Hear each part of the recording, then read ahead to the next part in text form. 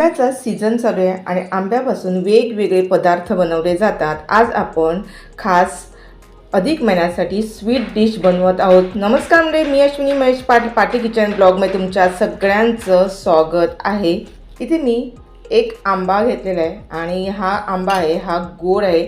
आता ह्यातला आपण सर्व गर आहे हा काढून घ्यायचा आहे। बघू शकता ह्या पद्धतीने मी सर्व गर आहे हा काढून घेते। इथे आंब्याचा सर्व गर आहे हा काढून घेतलेला आहे आणि हा गर आहे सर्व आपण मिक्सरच्या भांड्यामध्ये हा टाकून घ्यायचा आहे। आता हा गर आहे हा मिक्सरला आपण फिरवून घेऊया। आता हा गर आहे हा आपण मिक्सरला फिरवून घेतले आणि बघू शकता मस्त असा हा रस आहे आंब्याचा हा रेडी झालेला आहे। आता इथे आपण एका वाटीमध्ये हा रस आहे हा काढून घेऊया। आता इथे आपण स्वीट डिश बनवणार आणि स्वीट डिश म्हटलं तर आपण प्रमाणात सहित घेणार आहोत। त्यासाठी मी हा एक वाटी इतका हा आंब्याचा रस रेडी झालेला आहे सर्व काढून घ्यायचा आहे। इथे मी मिक्सरला फिरवताना पाणी वगैरे बिलकुल घातलेलं नाही आहे। आता इथे आंब्याचा रस आहे हा एक वाटी इतका रेडी झालेला आहे आणि त्याच मापाने आपण 2 वाट्या आपण गव्हाचं पीठ घेतलेलं आहे। इथे मी एक बाउल घेतलेला आहे। ह्या बाउलमध्ये आपण हा रस आहे हा सर्व काढून घेऊया। आता इथे जे 2 वाटी आपण गव्हाचं पीठ घेतले ते सर्व घालून घेऊया। त्याचप्रमाणे मी 1 टेबलस्पून जिरं घालते, 2 चमचे तांदळाचं पीठ घालते।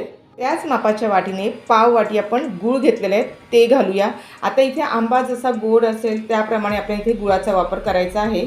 थोडंसं मीठ घालूया। कुठल्याही गोड पदार्थामध्ये थोडंसं मीठ घातलं का अतिशय चविष्ट असा पदार्थ बनतो। सर्व आपल्याला इथे मिक्स करून घ्यायचं आहे। इथे बघू शकता मी सर्व ह्या आंब्याच्या रसामध्ये मिक्स करून घेतलेलं आहे। आता इथे आपल्याला पुन्हा पाण्याचा वापर करायचा आहे आणि पाणी टाकून हे पीठ आहे हे मळून घ्यायचं आहे। आता इथे बघू शकता जो मिक्सरला आपण आंबा फिरवला त्याच्यामध्येच मी पाणी घातलं आहे आणि हे पाणी आहे थोडं थोडं करून ह्या पिठामध्ये आपल्याला घालून घ्यायचं आहे आणि पीठ आहे मस्त असं बनवून घ्यायचं आहे। आता इथे ना आपल्याला पाणी घालताना सुद्धा एकदम पाणी घालायचं नाही आहे, तर थोडं थोडं पाणी घेऊन आपल्याला हे मिक्स करून घ्यायचं आहे। मिक्स करताना इथे आपण गूळसुद्धा घातलेलं आहे, त्यामुळे गूळ आहे हे व्यवस्थित असं ह्या पिठामध्ये मिक्स झालं पाहिजे। आता इथे बघू शकता मी थोडं थोडं पाणी घेऊन हे पीठ आहे हे मळून घेतलेलं आहे। आता पीठ मळताना सुद्धा सर्वात महत्त्वाचं आहे की एकदम आपल्याला हे पीठ आहे हे पातळसुद्धा करायचं नाही आहे किंवा एकदम जाडसुद्धा करायचं नाही आहे। अशा पद्धतीनेच आपल्याला पीठ आहे हे रेडी करायचं आहे। त्यामुळे एकदमसुद्धा पाणी घालू नका, नाही तर एकदम पातळ असं पीठ रेडी होईल। आणि बघू शकता ज्या पद्धतीने मी तुम्हाला दाखवते त्याच पद्धतीने हे पीठ आहे हे रेडी करा आणि मस्त असं हाताने मिक्स करून घ्या, म्हणजे जेणेकरून हे पीठ आहे हे खूप छान फुललं जातं। आता इथे ना जवळजवळ आपल्याला एक अर्धा कप पाणी लागलेलं आहे आणि पाणी घेऊन मस्त असं हे पीठ आहे हे मी रेडी करून घेतलं आहे। बघू शकता इतकं हे पीठ आहे अशा पद्धतीने हे रेडी झालेलं आहे। इतकंच आपल्याला हे पीठ ठेवायचं आहे। आता इथे पाण्याचं प्रमाण आहे हे मी परफेक्ट केलं आहे। इतकं असं आपल्याला पीठ रेडी करून घ्यायचं आणि त्यानंतर समस्त हाताने असं आपण फेटून घ्यायचं आहे। बघू शकता आता इथे आपण हे पीठ आहे हे रेडी झालेलं आहे। एक 10 मिनिटासाठी आपल्याला हे पीठ आहे हे बाजूला ठेवून द्यायचं आहे। 10 मिनिटं झाली आहेत, आपण झाकण खोलून बघूया, पुन्हा मिक्स करून घेऊया। आता इथे बघू शकता मस्त असं हे पीठ आहे हे 10 मिनिटातच उमललं जातं।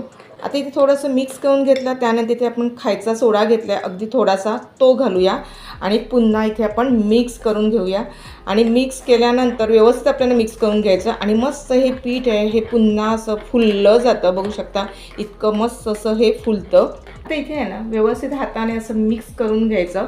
आता इथे काय करायचं आहे बघा, आता इथे आपण ना अगोदरच तेलसुद्धा गरम करायला ठेवलेलं आहे आणि इथे मी घेतलेलं आहे पाणी आणि थोडंसं पाण्याचा हात लावून घ्यायचं आणि ज्या पद्धतीने आपण भजी कशी बनवतो त्याच पद्धतीने आपल्याला थोडे थोडे असे हे गोळे बनवून तेलामध्ये सोडून द्यायचे आहेत। तुम्ही समजून गेले असतील की मी काय बनवते, तर मी आज बनवते आंब्याच्या रसापासून गुलगुले।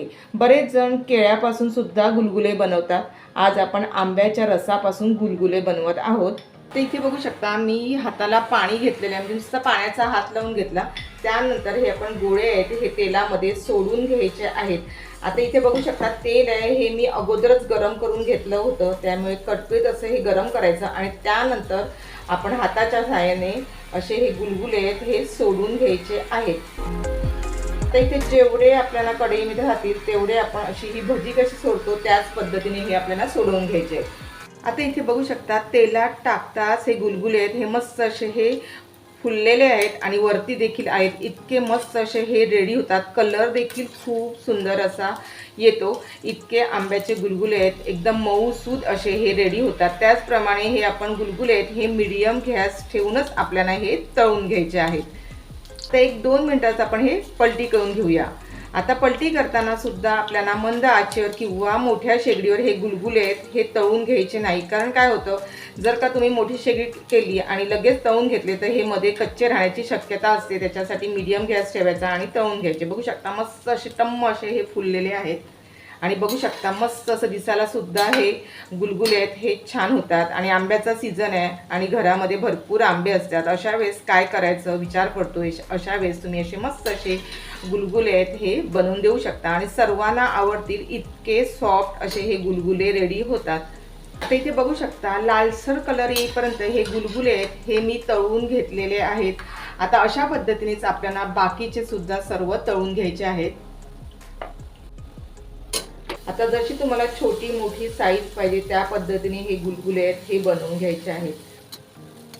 आता इथे बघू शकता दुसरे सुद्धा आपण हे गुलगुले आहेत हे बनवून घेतलेत आणि लालसर कलर येईपर्यंत हे आपण मस्त असे तळून घ्यायचे आहेत। हे सुद्धा आपण काढून घेऊया। इतके सॉफ्ट असे हे गुलगुले आहेत हे रेडी होतात। इथे बघू शकता मी सर्व हे गुलगुले आहेत हे तळून घेतले। तुम्हाला मी एक गुलगुले आहे हे तोडून देखील दाखवते। इतका सॉफ्ट आणि हा जाळीदार असा हा गुलगुले आहे हा रेडी होतो आणि खूप सुंदर आहे। बघू शकता इथे सर्व अशी ही जाळी पडलेली आहे आणि खायला तर काय एक नंबर असे लागतात।